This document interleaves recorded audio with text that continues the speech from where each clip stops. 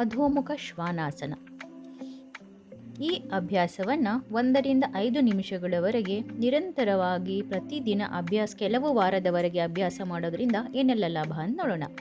ಮಾನಸಿಕ ಮತ್ತು ದೈಹಿಕ ಆಯಾಸವನ್ನು ನಿವಾರಿಸುತ್ತೆ.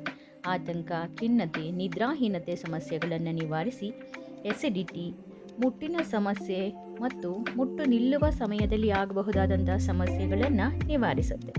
ಹೈ ಮತ್ತು ಲೋ BP, ಮಧುಮೇಹ, ಸ್ಪಾಂಡಲೋಸಿಸ್, ಬೆನ್ನು ನೋವು, ಸೈನಸೈಟಿಸ್ ಅಂಥ ಸಮಸ್ಯೆಗಳನ್ನು ಕೂಡ ಈ ಅಭ್ಯಾಸ ನಿವಾರಿಸುತ್ತೆ.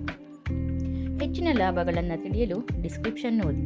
ಈ ಅಭ್ಯಾಸವನ್ನು ಹಗ್ಗ ಮತ್ತು ಗೋಡೆಯ ಸಹಾಯವನ್ನು ಬಳಸಿ ಕೂಡ ಮಾಡಬಹುದು. ಅಭ್ಯಾಸದ ಸಮಯದಲ್ಲಿ ಕೆಲವೊಂದು ಎಚ್ಚರಿಕೆಗಳನ್ನು ಖಂಡಿತ ಪಾಲಿಸಬೇಕು. ನಿಮಗೆ ತಲೆನೋವು, ತಲೆ ಸುತ್ತು, ರೆಟಿನಾ ಸಮಸ್ಯೆ ಇರುವವರು, ನಿದ್ರಾಹೀನತೆಯ ಸಮಸ್ಯೆ, ಮುಟ್ಟಿನ ಸಮಯದಲ್ಲಿ ಮತ್ತು ಗರ್ಭಾವಸ್ಥೆಯ ಸಮಯದಲ್ಲಿ ಈ ಅಭ್ಯಾಸವನ್ನು ಖಂಡಿತ ಮಾಡಬಾರದು. ಈ ವಿಡಿಯೋ ಮಾಹಿತಿ ನಿಮಗೆ ಇಷ್ಟ ಆಗಿದ್ದಲ್ಲಿ ಲೈಕ್, ಶೇರ್ ಆ್ಯಂಡ್ ಕಮೆಂಟ್ ಮಾಡಿ. ಸಬ್ಸ್ಕ್ರೈಬ್ ಕೂಡ ಮಾಡಿ.